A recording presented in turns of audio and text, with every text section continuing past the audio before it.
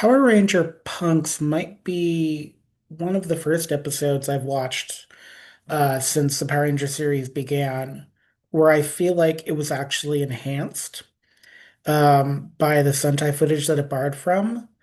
I think this is the first monster in a few episodes where it actually felt like sort of an imminent threat. If anything, it was a bit too much of a threat. I can sort of see where they used this episode to add a few things to the game, like some terrain stuff and Terror Toad. I could easily see being a blueprint for, at least in the first core rulebook before since there was Monster-O-Matic came out, um, how they would actually stat out monsters. Power Ranger Punks is an interesting episode because I can see a lot of the stuff that I both liked and had to kind of refine as a GM in the tabletop game in this episode. I It's weird because I kind of misremember this episode a little bit. What's interesting is when I remember this episode from childhood, I remember Kimberly and Billy being Power Ranger punked, as it were, and being turned into quote unquote punks. But I remember it happening with the tree in the background and sodas got poisoned instead of whatever the cleared stuff in the glasses was. And because on YouTube, the first episodes I get when I put in the episode title are technically the reignition ones, I went back to look for a non-reignitioned version of it. And it was the same there. The volleyball doesn't bother me. It's very in keeping. There's a very clear, interesting thing happening where like the Power Rangers all seem to be some form of jock, and the only two groups of status that we have seen thus far are jocks, nerds, and now established punks as some sort of order. Because obviously we've had Bulk and Skull, and they're kind of two friends that have been missing since like episode two. Um, yeah, God, this was actually a pretty good episode. It nearly wasn't a good episode because the beginning when they have to battle the putties while on the volleyball sand pit. I liked that the volleyball sand pit, the sand gave terrain difficulty because unmorphed, they always have trouble with putties because putties are, strong and human when they're unmorphed. Um, so I like that. I like the idea that Baboo has a lot of like mystical knowledge. I think this was part of something that came from the Sentai footage specifically, because otherwise this is sort of out of the blue, but also kind of out of the blue in a nice, like I've learned something about this character and the kind of thing he brings to Rita's forces sort of way. So he's not just a lackey we know nothing about.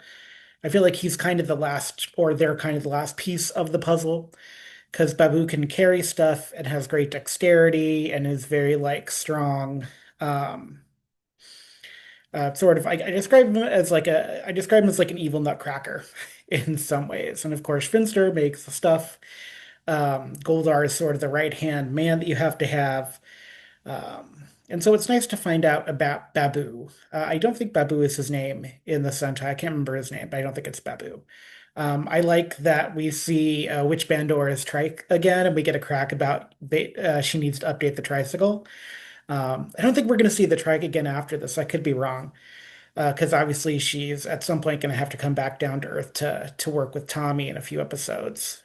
What's interesting is this is the first episode where knowing Tommy is coming, I don't mind so much because I can see how the threats are. If this holds, this is the first time I felt this, is where like if the threats keep ramping up, they will need a sixth ranger.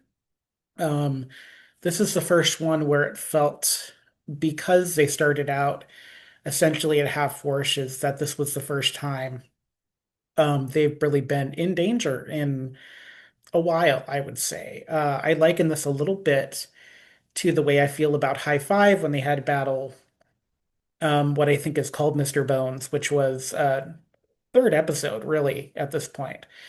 Not to say other villains they faced were not threats, but this is the first time where it really felt, as each of them was absorbed, that things were going to go real bad real quick. Um, I do think it's interesting the way they portray punks because I feel like they have to ride a line that isn't punk, but it isn't bully, but it has to read that way for essentially my age group, which was when this show came out. I was 6 or 7 at the time. So they have to do something that reads punk and bully, but isn't really because it has to be like suitable for something if the parents see it. But like when I think about shows like My So-Called Life, or I think about like Freaks and Geeks, the idea of punk is so different in those when it's actually related to the age group. And I have this criticism a little bit with Bulk and Skull, but here in this kind of like mirror where Billy kind of doesn't hold back physically, which is interesting because I think this Blue Ranger reveal of him being stronger is going to show up again in at least Dino Thunder, where the Blue Ranger in Dino Thunder, his kind of magic out of the suit power is either a shield or strength. I can't remember which. Um, so I think this is sort of like, I don't think they know they're doing it. I don't think they plan that far in advance, but interesting thing of like when they kind of want to drop their guard and when they're kind of unfettered, the Rangers are to a place where they could now do these kind of things. I don't know if I'm reading too much into it, if it was just so happened that David Yost had a lot of strength because he had a lot of training before he took martial arts to be a ranger, obviously. Because you had to have the kind of training to get on the show in the first place. So it, it's an interesting thing because I actually kind of like Billy and Kim's outfits as punks. I don't really understand the thought process of if Billy is just kind of mirroring Skull and then taking over from Bulk. Kim is a little more well defined, and of course, Kim is eventually, I think, going to do a body switch with Rita in a much later episode. So we're seeing a bit of that here, which is something I used in uh, in my Power Ranger podcast group because there's always this idea of that a ranger that's really independent and strong could potentially go the way that Rita went. The reveal of Rita as the All Mother at the end of the Zordon era sort of supports the idea of Rangers can go bad. And Boom Comics has certainly had their share of exploring the idea of bad Rangers.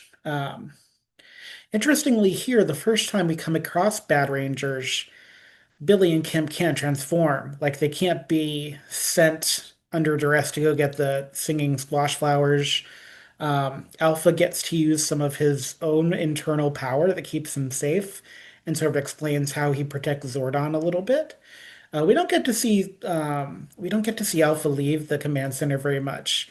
I do wish there was a little bit more explanation or like some way in which they'd already had the singing flower, like it had been thought about, because this is the Terror Toad comes from a planet. We see Sentai footage of Zordon going to a dimension where these singing squash flowers exist, um, which probably in the Sentai footage is not Zordon, but it works here as Zordon because we don't know what Zordon looked like. Um, yeah, it's an interesting episode. Like, I don't dislike it. It is one of the only really big problems I have in this episode is the quick cut pacing of the battle with the putties in the beginning, um, right before Billy and Kim get switched into punk mode. Punk mode switching. Um, that is a little rough. Those quick cuts are way too quick, dizzying, disorienting. It's sort of the way the camera work from the first version of Food Fight, the one that is technically the second episode on the Google uh, Google Calendar ranking thing that I use. Yeah, the camera work for that, it's so quick, and I'm not sure if it's trying to disorient the viewer or if it was just them needing to like shore up the time of the time length of the episode a little bit. But it's disorienting and a little dizzying in a way that I didn't care for. It's the first time I've seen it, and I don't think we're ever going to see it again. And if it was just something they were trying, it did fail. Um, Yeah, Billy and Kim kind of taking Bulk and Skull's place from them sort of continues to as well um, advance the plot point of if they'd made other choices, Bulk and Skull could have been called to be Rangers, which is kind of an interesting idea. Um, and Bulk and Skull here, there's a couple things that are interesting here is that this is the first time we see Zack wearing any jewelry. And I couldn't also help but notice Skull wearing jewelry. This is the first episode where we actually get to see like their lockers, and it's played for gags, but there's something a little weird, and I guess internally I'm a little torn on whether like I have to tell myself I know it's a show and I know this is caricature and I know it's caricature for a point, but there's something very strange about having the hefty characters locker be filled with so much food there's an avalanche. That's a little cringy for like a couple reasons. Um, One is that like it makes me think like as a storyteller, is that food insecurity?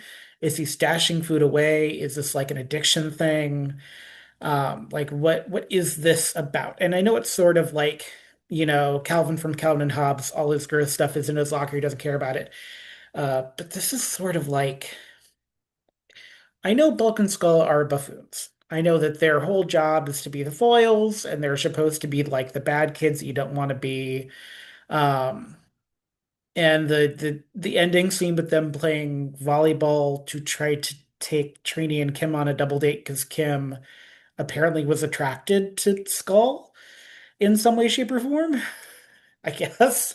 Um, because when she turned punk when she saw Skull, she definitely like went right for him, which is interesting. Uh, I don't know. There's something that really bugs me about playing that kind of like fat joke because there are just so many ways in which that could have gone bad.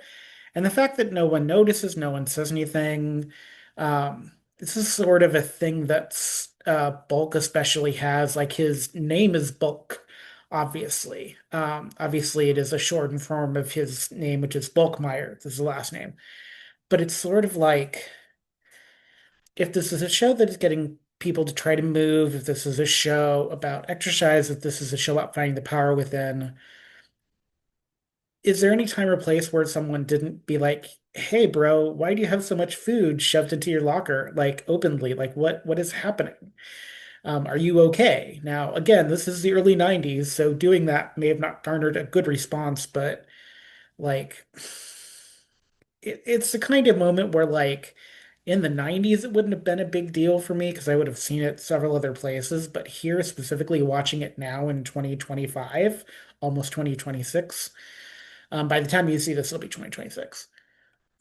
There was something about that that really really bothers me, and I like something about the way that I crafted Bulk and what he's capable of in my universe, and the way that I know Bulk can step up, the kind of power he has internally, and to really like, I know he's supposed to be kind of a one-line caricature of bully punk sort of thing, but I don't know. So it's just something to think about. It's a blink and you miss it moment, and otherwise really good episode. I do think they don't quite know what to do with Billy as a punk, which I find interesting. He just does a lot of like yang and second in command to Kimberly. Kimberly really seems more in control. I actually kind of like her with like she has like a Reba McEntire blowout thing going on, which is really neat. And like her version of punk is a mini dress with a leather jacket on top. She's sort of like channeling sort of Grease, but not really. Um, I don't think she looked half bad. It's kind of interesting that Kim's version of punk is just more like form-fitting 50s bad girl. And like there's something kind of early 90s Belle Biv DeVoe about Billy. Like their punk isn't so far removed from the personality. Also seeing Billy do something physical is interesting because it's the first time we see him sort of step into his power. And no one really like dings him for it. But it's sort of like watching him go from being shy, reserved to like being in charge and being like not letting Bulk push him around. It's an interesting thing. Um, he also didn't need glasses. as a punk, which is interesting. Um, so it's a pretty good episode. It's going to rank pretty high.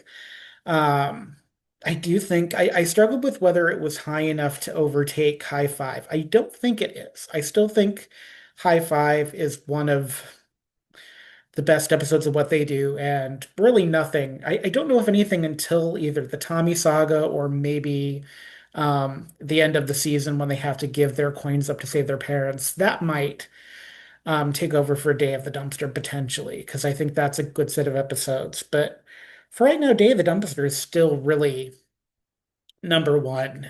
This ranks very high though. Like when you look at story, when you look at lore, when you look at how the Power Rangers fight. Another thing that the TTRPG gives you is this idea of how you advance your power weapon, and having Kimberly showcase something called the power bomb. Having the camera work for the camera on the arrow going from tree to tree, banking off to get the Terror Toad almost makes up for the overly dizzying quick cuts with the first putty patrol thing. Um, yeah, I think it was a pretty good episode. I really enjoyed it. If you haven't seen it for a while, I don't know that it's for kids necessarily, because then you're just going to hear them saying "yeah" a lot in the Billy voice. But I think as an adult, if you can get past kind of that one moment with Bulk, it's probably one of the better episodes to watch as an adult. Yeah. So that's Power Ranger Punks, which surprised me with how good it did, but I suppose it could have done better. Did pretty good.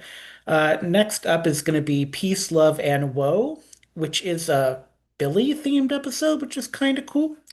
I'm looking forward to it as I look forward to all these episodes. Of course, I'm going to sign off with, as Zordon would say, because he's in this episode, he's not omnipotent, but he knows the guy who knows the guy. Um, as Zordon would say, may the power protect you, and we'll see you next time.